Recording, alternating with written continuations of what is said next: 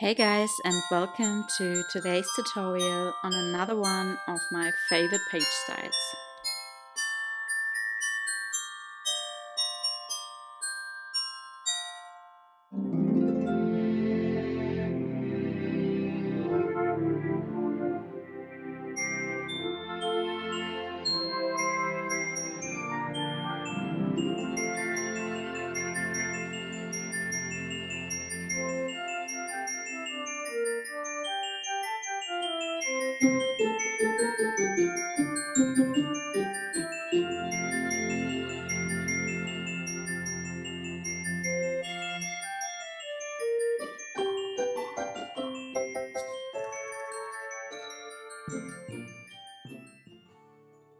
Okay, so let's just start with the tutorial for today.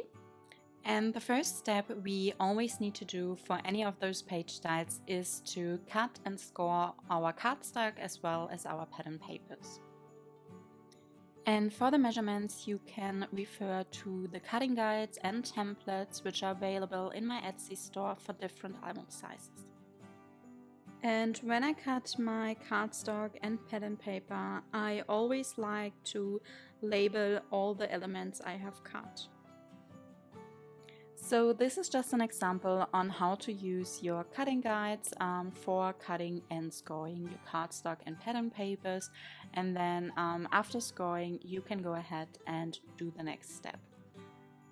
So the next step for this page style is to attach tape right next to the scoring lines. So we have already scored our cardstock and now we can take our 3/8 of an inch tape, so at least that's what I like to use. And you just want to make sure that you place it on this little flap we have created with scoring, and you just place it right next to the scoring lines without actually covering the scoring lines. And after attaching our tape, we want to cut off the corners of the little flaps we created with scoring. So for this, I like to turn around my cardstock and then I get my small scissors and I just cut it an angle right next to the scoring lines. And just make sure that you don't accidentally cut into the scoring lines, but just next to them. Once you have cut off the corners, you can go ahead and actually fold up the little flaps we created. And for this, turn around your cardstock because you don't want to fold it up on the side where you scored it or where you placed the tape on. So we want to fold it on the back side.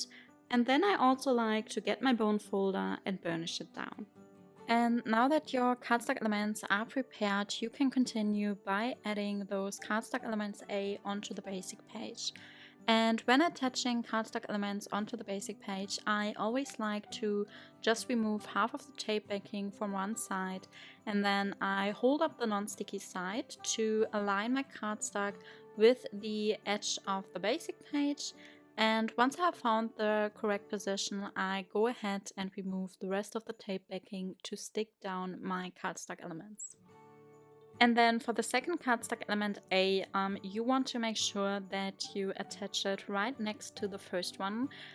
So I actually again remove half of the tape backing, but then I make sure that I hold down the first cardstock element A and I just slide the second one right next to it and make sure that it's aligned with the first one.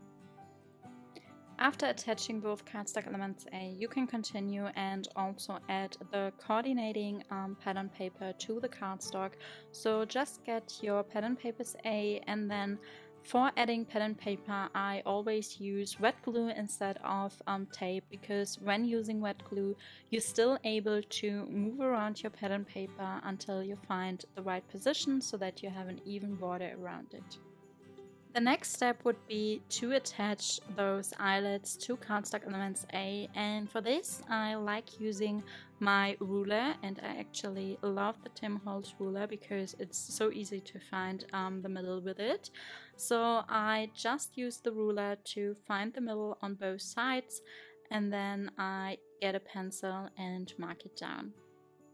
After marking where I want my eyelets to be placed, I use my hole punch tool, or actually I use the big bite here for this, and then I first just punched the holes, and then of course you would need your eyelets to set them in place.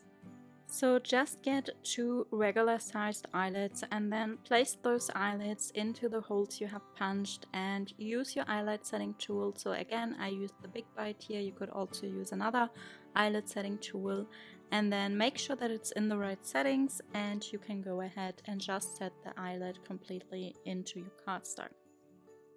Now we can also add our ribbon to the eyelets for the closure, and for this I just cut off a piece of ribbon and then I pull it through from the outside through the eyelet we have placed.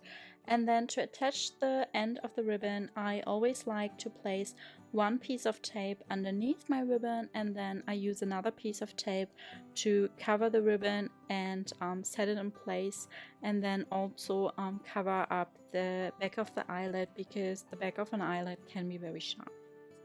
Then of course I repeat this step for the other side. So I get another piece of ribbon, I place it onto a piece of tape, and then I cover up the back of the eyelet as well as the ribbon with a second piece of tape as well. And now for the last step, for this page style, we only want to attach our pattern paper for the basic page onto our basic page. So just open up your gatefold page and then get your pattern paper as well as some wet glue to attach the pattern paper onto the cardstock. And that's it for this page style. So as you can see, this is a beautiful gatefold page with a ribbon closure, and this page style is great for journaling and also to add any sized photos onto the basic page. So I would usually use those gatefolds for journaling, but of course you could also add photos on the sides.